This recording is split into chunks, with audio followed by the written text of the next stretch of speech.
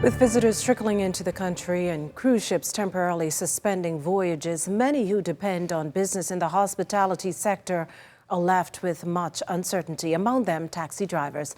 In studio with us is President of the Bahamas Taxi Cab Union, Mr. Wesley Ferguson. Mr. Ferguson, welcome to the morning edition. Good morning, Makushla, and good morning, Bahamas. Tell us the state of the taxi business at this time. Right now, the state of the taxi business right now is basically at minimum. This is a big blow for the taxi drivers, in spite of the fact that this would have been the peak season with spring break and all of the regular visitors converging on our shores. Excuse me, we end up with basically nothing because right now the cruise port is completely closed, so there's no work out there for taxi drivers. So you have approximately 200 taxi drivers that suddenly found themselves out of work.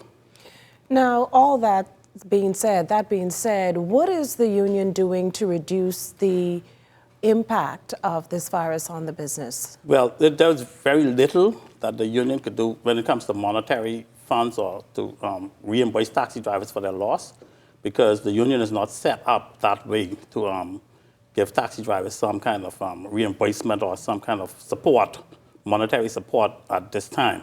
But the taxi union is doing their endeavor best to support them and to make sure that they could somehow fit in somewhere else.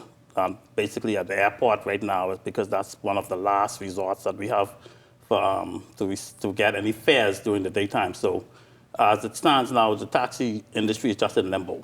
Let's talk more about those efforts to assist. You speak of the Lynden Pindling International Airport. Is it that changes will be made down there for taxi drivers, for some to probably get a little bit more jobs? How does it work? Well, that even when I draw reference to Lynden Pindling Airport, that excuse me, that is basically in limbo right now, and it's basically looks dismal because the Lynden Pindling International Airport is now going through a transition also.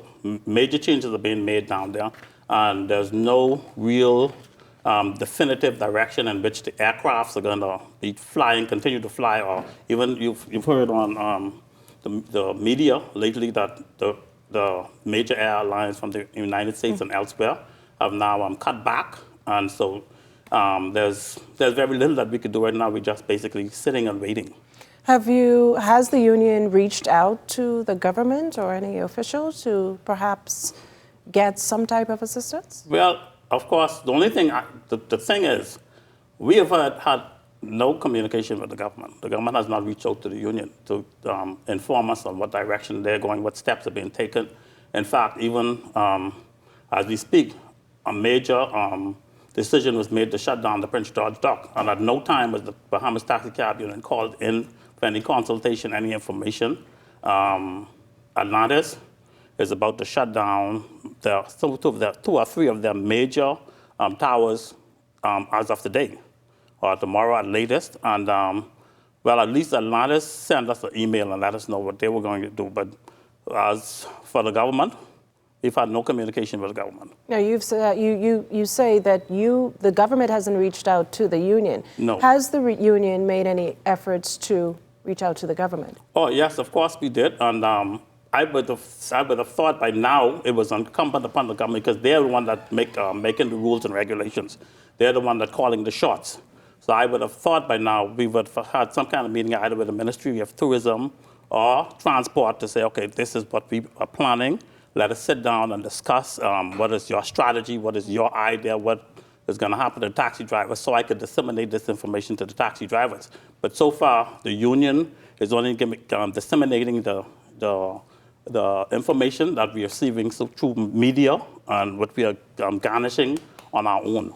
Now, you've been in taxi business for quite some time.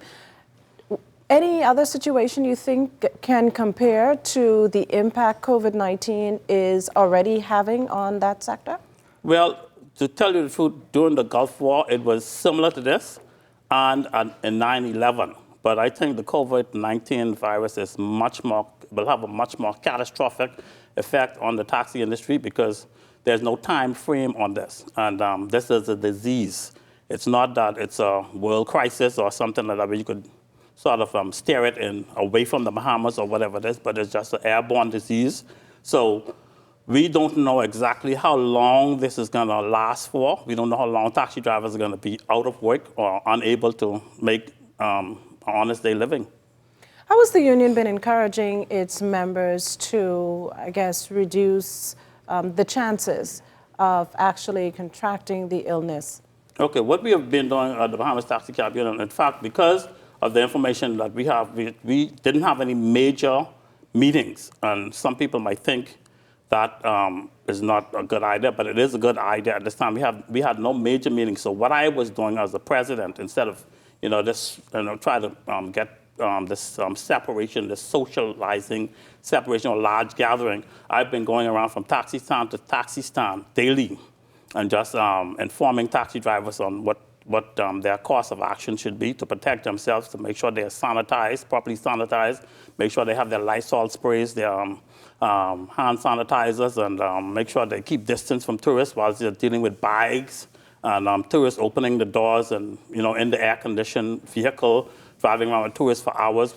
I am basically going around from taxi stand to taxi stand to make sure these taxi drivers are adherent to what the rules and regulations are and what the course of action they should be taking to safeguard themselves, because we realize that we are on the front line. We have some of the first set the tourists encounter when they get off the plane. Based on the reality, the new norm, as we should put it, are taxi drivers exploring any other creative ways of making a living in this period? Well, it's sort of difficult because in spite of what a lot of people may think about taxi driver, it's a very lucrative occupation. And for them now at this time to start veering off into other avenues, it's sort of difficult because there are not much options at this time because everybody else is shutting down. Well, thank you so much, Mr. Ferguson, for joining us here on the Morning Edition. It was certainly a pleasure having you with us.